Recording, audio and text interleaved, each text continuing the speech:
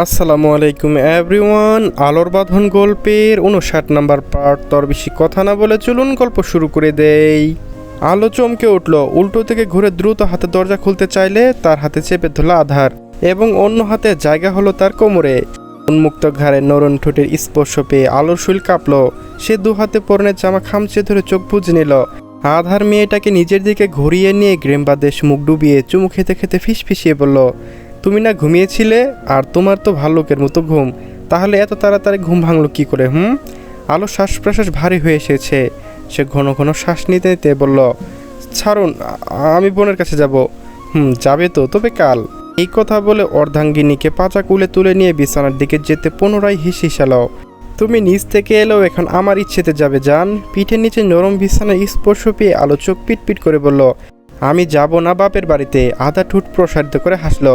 ঝুঁকে এসে অর্ধাঙ্গিনীর ললাটের মাঝে ভালোবাসা পরশ এঁকে দিয়ে ফিসফিসিয়ে বলল, তুই চাইলেও আমি যেতে দিব না। বন্দি করে রাখবেন? দরকার হলে তাই করব।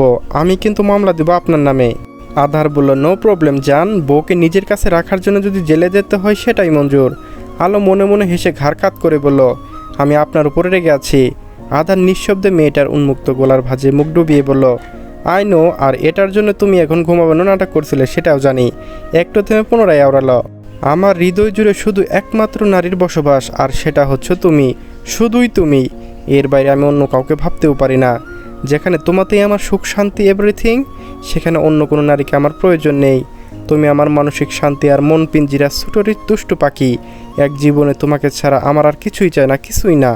আলো মুগ্ধ হয়। এই লোকটার বলা কথাগুলো জাদু আছে, সাথে ভীষণ মায়া, যার কারণে সে বারবার লোকটার প্রেমে পড়তে বাধ্য হয়। আলো মুচকে হেসে দুই হাতে স্বামীর উদম পিঠ জড়িয়ে ধরে মৃদু সুরে বলল, কিন্তু আপনাকে ছাড়াও যে আরেকজনকে চাই। অর্ধাঙ্গিনীর মুখে এমন কথা শুনে আধার চোট করে মাথা তুলে চোখে চোখ রাখল। তারপর চোয়াল শক্ত করে মেয়েটার দুগাল চেপে ধরে মুখটা এগিয়ে নিয়ে হিসিয়ে বলল, কি বললে তুমি? আরেকবার বলো। আলো গালের ব্যথায় ছটফটিয়ে উঠে বলল, আপনার অংশ চাই, মানে বেবি চাই আমার। আধারে চোখের চাহনি শীতল হয়, হাতের বাঁধনও ঢিলে হয়ে যায়। সে ঠোঁটের কোণে শক্ত চুমু খেয়ে ফিসফিসিয়ে বলল, এটা প্রথমে বললেই হতো। শুধু শুধু আমার হার্টবিট বাড়িয়ে দাও, আর বেবি নেওয়ার প্ল্যান করব তোমার লেখাপড়া শেষে। নয়তো দেখা যাবে তোমরা দুইজন মিলে আমাকে পাগল করে দিয়েছ। যেখানে আমি তোমাকে সামলাতে পারি না, সেখানে আবার তোমার কিছু অংশ নো ওয়ে। এখন আমার দোষ, আর আপনি মনে হয় খুব ভালো। কোনোভাবে যদি না আপনার কার্বন কপি ডাউনলোড হয়, তাহলে আমি বনবাসে চলে যাব, কারণ আপনার দুইজনা মিলে আমার জীবনটা অতিষ্ঠ করে তুলবেন। বাকি ঝগড়াগুলো তুলে রাখো, কাল মনে করে দিও, তারপর এটা নিয়ে কথা বলা যাবে। এখন ভদ্র মেয়ের মতো স্বামীর আদর গ্রহণ করো। আলো আর ভদ্র, সে তো হাত পা দিয়ে মানুষটাকে ঠেলে ঠুলে সাজালো কণ্ঠেই বলল, লাগবে না আপনার অসভ্য আদর। আপনি বরং আমার লেখাপড়া শেষ করে কাছে আসবেন। আধার কোনো বাধা মানলে তো সে তার অর্ধাঙ্গিনীকে চুমুতে ভাসিয়ে দিল। নরম ঠুটে অজস্র ভেজা চুমুতে আলো একসময় লাজুকতা ভরা নুয়ে পড়ল। তার পেটে সুরসুরি লাগছে, সে হাসি চেপে রাখতেও পারছে না। ফলস্বরূপ খিলখিল করে হেসে উঠল। আধার অবাক হয় না, কারণ সে মেয়েটা সবসময় অদ্ভুত কাণ্ডে অভ্যস্ত হয়ে গেছে। তাই তো সে ইচ্ছে করে পার তালুতে সুরসুরি দিল। এদিকে স্বামীর এহেন কাজে আলো হতভম্ব হলো। একই সাথে পুরো রুম কাঁপিয়ে হাসতে হাসতে বিছানার মাঝে গোড়াগড়ি খেতে খেতে মানুষটাকে 14 গোষ্ঠী ধুয়ে দিল। আধার পা ছেড়ে দিয়ে ঠোঁট কামড়ে হেসে বলল, আমার 14 গোষ্ঠীর মধ্যে কিন্তু আপনিও পড়েন ম্যাডাম। হাসার ফলে আলোর চোখের কোণে অস্ত্র জমেছে। সে জুড়ে জুড়ে শ্বাস নিতে নিতে বালিশ দিয়ে লোকটাকে মেরে চিল্লিয়ে উঠল, আপনার কপালে বউ জুটবে না। আধার বালিশটা কেড়ে নিয়ে মেয়েটার মাথায় নিয়ে গুজি দিয়ে বলে, কাছে এসে ঠোঁটে ঠোঁট চেপে ধরে ফিসফিসিয়ে বলল, আপনার মতো একটা মার্কট বউ থাকলেই যথেষ্ট, এর বাইরে আর কারো প্রয়োজন নেই মিসেস আদার খান। নতুন দিনের নতুন সকাল আগমন ঘটেছে। পরিবারের সবাই মিলে একসঙ্গে নাস্তা করতে বসেছেন। ডাইনিংয়ের সবাই দেখা গেলেও আধারও আলোকে দেখা গেল না। শেফালির মাধ্যমে ডাকা হয়েছিল, কিন্তু রুমের ভেতর থেকে কারো কোনো সারা শব্দ না পেয়ে চলে এসেছে। হয়তো ঘুমিয়ে আছে, তাই আর বিরক্ত করেনি কেউ। ডাইনিং টেবিলে পিনপত নীরবতা ছেয়ে আছে। মাঝে মধ্যে সুবহান খানের সাথে মতিউর রহমান ও মাহবুবা রহমান টুকটাক কথাবার্তা বলছেন। ওনারা আজই চলে যাবেন, কারণ ওনাদের তো কাজকর্ম আছে। তারপরও সায়স ভার্সিটিতে উঠেছে। মেয়েটার ইচ্ছে ছিল বড় বোনের ভার্সিটিতে পড়ার, কিন্তু একটুর জন্য মিস হয়ে গেছে। অগ্রত অন্য বিশ্ববিদ্যালয়ে ভর্তি হয়েছে। মায়ের পাশে ছায়া বসে থেকে খাবার খাচ্ছে, আর সামনে বসা ব্যক্তিকে দেখছে।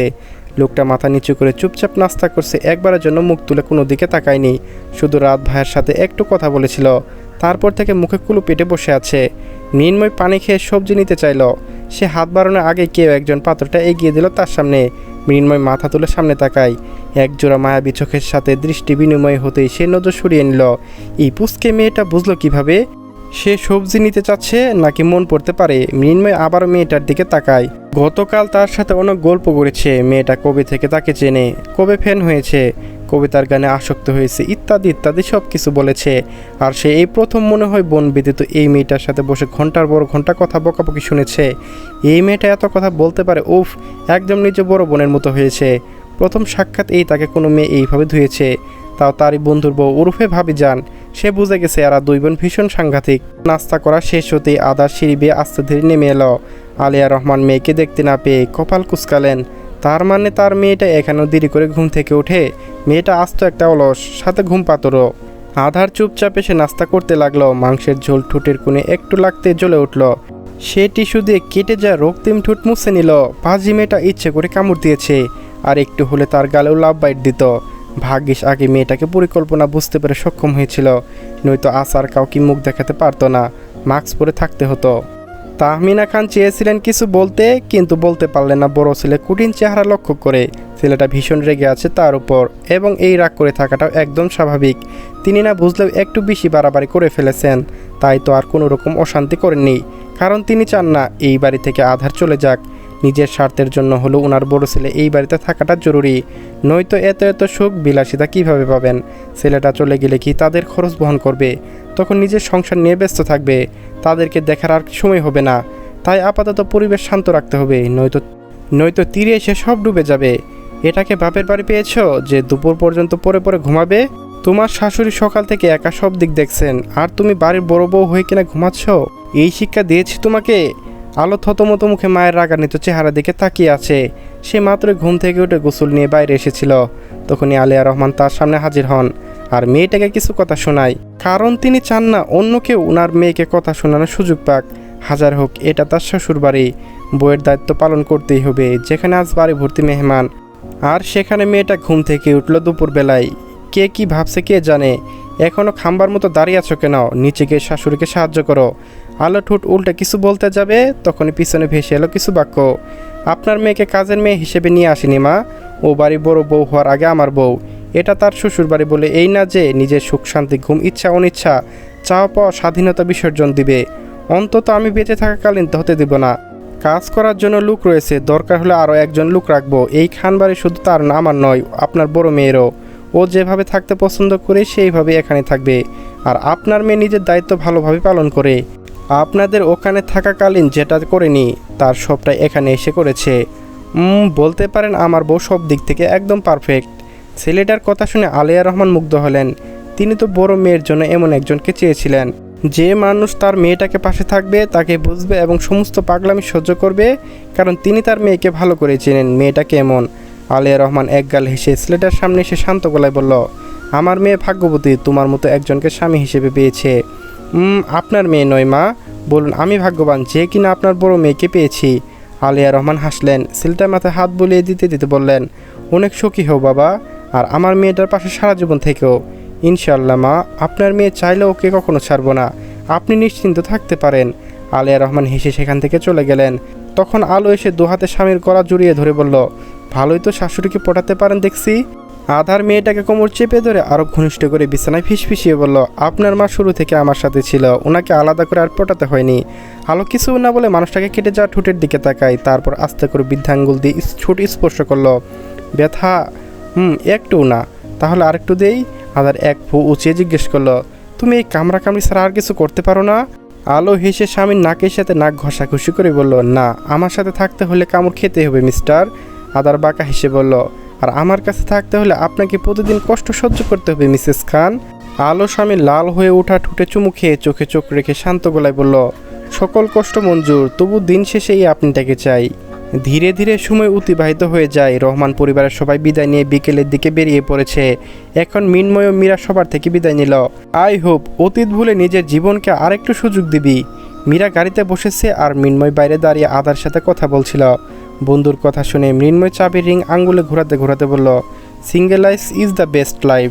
আদার দুই দিকে মাথা নাড়িয়ে কঠোর প্রতিবাদ করলো, ভুল, married life is the best life. তোর কপালে ভালো বউ জুটেছে, তাই বেস্ট লাইফ মনে হচ্ছে।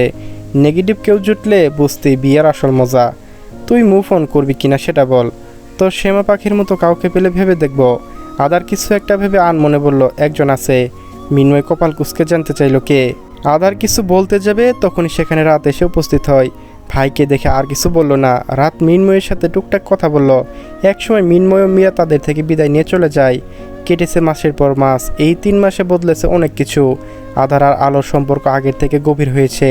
মেয়েটা আগের মতো রয়ে গেলেও আধার অনেকটা পরিবর্তন হয়েছে। একসময় যে মানুষটা সামান্য হাসাহাসি করতো না, এখন সেই মানুষটা কথায় কথায় বইয়ের সাথে হাসাহাসি করে। তাদের দুইজনের ঝগড়াঝাটি খুনসুটি পুরো খানবাড়ি মাতিয়ে রাখে। আধার বাইরে জগতে ভিন্ন হলেও সে তার বইয়ের কাছে সম্পূর্ণ আলাদা এবং একান্তই একজন প্রেমিক পুরুষ। সময়ের সাথে সাথে তার জীবনে কালো অধ্যায়গুলো মুছে দিতে শুরু করেছে। তার অন্ধকার জীবনে এক মুঠো চাঁদের আলোর মতো মেয়েটা এসে আলোকিত করে দিয়েছে। একসময় এলোমেলো জীবনে থেকে পালাতে চেয়েছিল, আর এখন সেই জীবনের মাঝে বড্ড থাকতে ইচ্ছে করে। অর্ধাঙ্গিনীর হাতে হাত রেখে বাকি পথটা একসঙ্গে পার করতে চাই। নিজের শেষ নিঃশ্বাস অবধি মেয়েটাকে ভালোবেসে যেতে চাই। ছেলেটার পরিবর্তনে সবচেয়ে বেশি খুশি হয়েছে সুবহান খান। উনি তো এতগুলো বছর এই দিনটার দেখার জন্য অতীত আগ্রহে অপেক্ষা করছিলেন এবং সেটা পূরণও হয়েছে। তিনি সবসময় চেয়ে এসেছেন তার বড় নাতি ভালো থাকুক, সুখে থাকুক এবং তাকে কেউ একজন খুব করে ভালোবাসুক। নিজের ভালোবাসা দিয়ে ছেলেটাকে সব কষ্ট দূর করে দিক, ওনার চাও উপরওয়ালা পূরণ করেছে। এখন তার ছন্ন ছাড়া নাতিকে কেউ একজন নিজের থেকে বেশি ভালোবাসে, আর সেই মানুষ হচ্ছে তার নাত বউ। তিনি বেছে বেছে নিজের নাতির জন্য সঠিক মেয়ে খানবাড়ি বড় বউ করে বানিয়ে নিয়ে এসেছেন। এত এত সুখের মাঝে দুঃখ রয়েছে। 1 মাস আগে তাহমিনা খান বাপের বাড়িতে যাওয়ার সময় অ্যাক্সিডেন্ট করেন এবং নিজের পা হারিয়ে ফেলেন। ভাগ্য ভালো হওয়ায় প্রাণে বেঁচে গিয়েছেন, নয়তো তাহমিনা খানকে সারা জীবনের জন্য হারিয়ে ফেলতেন। আতার এত মাস পরেও ছোটো মেয়ের সাথে স্বাভাবিক হয়নি, তবে সে নিজের দায়িত্ব পালন করে গিয়েছে। ওনাকে দেখাশোনা করার জন্য 2 জন মানুষও রেখেছে। আলো সেবা যত্ন করতে চাইলে সে কিছু কঠিন বাক্য শুনিয়েছে মেয়েটাকে, কারণ সে ওই দিনে জঘন্য অপবাদ ভুলে যাননি। তবুও সে চেষ্টা করছে বড় ছেলে হিসেবে দায়িত্ব পালন করার। খুব দরকার ছাড়া তাহমিনা খানের সাথে কথা বলে না। বর্তমানে পুরো সংসারের দেখাশোনা করে আলো। চলবে গাইস, পরবর্তী পার্টও এই চ্যানেলে আপলোড করা আছে, সবাই দেখে নিন।